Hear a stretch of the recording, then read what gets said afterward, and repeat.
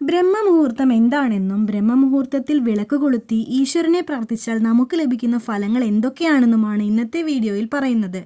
സൂര്യോദയത്തിന് 7:30 നാഴിക മുമ്പുള്ള ശുഭമുഹൂർത്തത്തെയാണ് ബ്രഹ്മമുഹൂർത്തം എന്ന് പറയുന്നത്. എല്ലാ ഈശ്വരന്മാരുടെയും അനുഗ്രഹം ഒരുമിച്ച് ലഭിക്കുന്ന സമയം കൂടിയാണ് ബ്രഹ്മമുഹൂർത്തം. ഒരുപാട് പേർ സൂര്യനുദിക്കുന്നതിന് മുൻപ് എഴുന്നേൽക്കുന്നവരുണ്ട്, അതുപോലെ സൂര്യനുദിച്ചതിന് ശേഷം എഴുന്നേൽക്കുന്നവരുമുണ്ട്. ഇനി ബ്രഹ്മമുഹൂർത്തം എന്നാൽ ഏത് സമയമാണെന്ന് നോക്കാം. യഥാർത്ഥത്തിൽ ബ്രഹ്മമുഹൂർത്തം ആരംഭിക്കുന്നത് വെളുപ്പിന് 3:30 മുതലാണ്. ഈ സമയത്തിന് ഉഷത് കാലം എന്നാണ് പറയുന്നത്. ഉഷത് എന്നത് ഒരു ദേവതയുടെ പേരാണ്. സൂര്യൻ ഉണരുന്നതിന് മുൻപാണ് ഉഷത് ദേവത ഉണരുന്നത്. വെളുപ്പിന് 3:30 മുതൽ ബ്രഹ്മമുഹൂർത്തം ആരംഭിക്കുമെങ്കിലും ഒട്ടുമിക്കവർക്കും ഈ സമയത്ത് എഴുന്നേൽക്കാൻ സാധിക്കണമെന്നില്ല. അതുകൊണ്ട് തന്നെ എല്ലാവർക്കും പ്രയോജനപ്പെടുത്താവുന്ന അനുയോജ്യമായ ബ്രഹ്മമുഹൂർത്ത സമയം വെളുപ്പിന് 4 മുതൽ 5:30 ഈ ഒരു സമയം എഴുന്നേറ്റ് കുളി കഴിഞ്ഞ് വിളക്ക് കൊളുത്തുക. നമ്മുടെ വീടാകെ പോസിറ്റീവ് എനർജിയാകും ലഭിക്കുക. വീടിന് മാത്രമല്ല, ബ്രഹ്മമുഹൂർത്തത്തിൽ എഴുന്നേൽക്കുന്ന ഏതൊരു വ്യക്തിക്കും മനസ്സിനും ശരീരത്തിനും നല്ല ഉണർവും ഉന്മേഷവും ലഭിക്കുന്നതാണ്. കൂടാതെ ബ്രഹ്മമുഹൂർത്തത്തിൽ എഴുന്നേറ്റ് വിളക്ക് കൊളുത്തി പ്രാർത്ഥിച്ചാൽ കൂടുതൽ ഫലസിദ്ധി ലഭിക്കുന്നതാണ്. ഈ സമയം മനസ്സ് ഏകാഗ്രതയോടെ ഈശ്വരനിൽ അർപ്പിച്ച് പൂജ ചെയ്യാൻ സാധിക്കുന്നതാണ്. ദൈവിക സാന്നിധ്യം ഏറ്റവും കൂടുതലുള്ള സമയമാണ് ബ്രഹ്മമുഹൂർത്തം.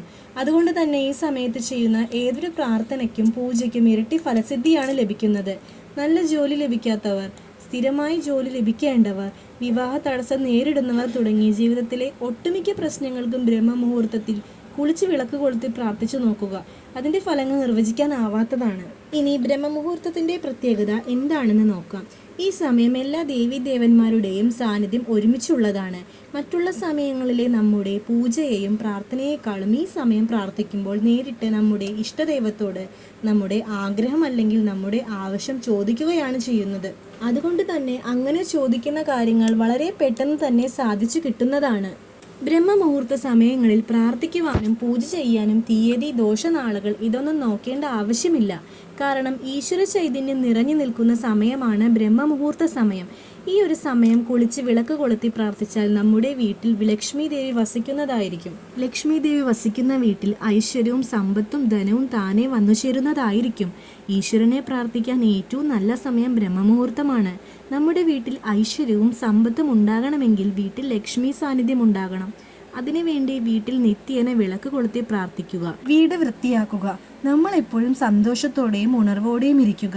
ഇതിനെല്ലാം ഏറ്റവും അനുയോജ്യമായ സമയമാണ് ബ്രഹ്മമുഹൂർത്ത സമയം. സൂര്യൻ ഉദിക്കുന്നതിന് മുൻപ് എഴുന്നേൽക്കുമ്പോൾ ശുദ്ധമായ കാറ്റ് ശ്വസിക്കുകയും ശരീരത്തിനും മനസ്സിനും നല്ലൊരു പോസിറ്റീവ് എനർജി ലഭിക്കുകയും ചെയ്യുന്നു. കൂടാതെ ഈ കാറ്റ് ശ്വസിക്കുന്നതിലൂടെ ഒട്ടുമിക്ക രോഗങ്ങൾ ഇല്ലാതാവുകയും ദീർഘായുസ് ലഭിക്കുകയും ചെയ്യുമെന്ന് പുരാണങ്ങളിൽ പോലും പറയുന്നുണ്ട്. രാത്രിയിൽ ഉറങ്ങിയതിനു ശേഷം അടുത്ത ദിവസത്തെ പ്രഭാതം കാണാൻ നമ്മൾ ഉണരുക എന്നത് ഈശ്വരൻ നമുക്ക് തരുന്ന ഏറ്റവും വലിയ വരമാണ്. അതുകൊണ്ട് അടുത്ത ദിവസത്തെ സൂര്യോദയം കാണാൻ ഭാഗ്യം തന്ന നമ്മുടെ ജീവിതം ഈശ്വരനിൽ അർപ്പിച്ച് ജീവിക്കുക. നമ്മൾ ഏതു തരത്തിലുള്ള പ്രതിസന്ധിയിലൂടെ കടന്നു പോവുകയാണെങ്കിലും ബ്രഹ്മമുഹൂർത്ത സമയത്ത് വിളക്ക് കൊളുത്തി പ്രാർത്ഥിച്ചു നോക്കുക. ഓരോരുത്തരുടെയും ജീവിതത്തിലെ തടസ്സങ്ങൾ, സാമ്പത്തിക ബുദ്ധിമുട്ടുകൾ എന്നിവയെല്ലാം മാറി നിങ്ങളുടെ വീട്ടിൽ ഐശ്വര്യവും സമ്പത്തും വന്നു ചേരും. ഈ ഒരു സമയം കുട്ടികൾക്ക് പഠിക്കാൻ അനുയോജ്യമായ സമയമാണ്. ബ്രഹ്മമുഹൂർത്ത സമയത്ത് ഉണരുന്നവർക്ക് നല്ല ആരോഗ്യവും ചുറുചുറുക്കും ഉണ്ടായിരിക്കുന്നതാണ്. ബ്രഹ്മമുഹൂർത്തത്തിൽ വിളക്ക് കൊളുത്തി പ്രാർത്ഥിക്കുന്ന ഒരു വ്യക്തിക്ക് പിന്നീട് യാതൊരു പൂജകളുടെയും ആവശ്യമില്ല എന്ന ഐതിഹ്യങ്ങളിൽ പോലും പറയുന്നുണ്ട്. ഈ ഒരു സമയം വിളക്ക് കൊളുത്തി വിഘ്നേശ്വരനെ പ്രാർത്ഥിച്ചാൽ ജീവിതത്തിലെ എല്ലാ തടസ്സങ്ങളും മാറി കിട്ടുന്നതാണ്. ഏതൊരു പൂജ ചെയ്താലും നമ്മൾ ആദ്യം പൂജ ചെയ്യുന്നത് ഗണപതി ഭഗവാനെയാണ്.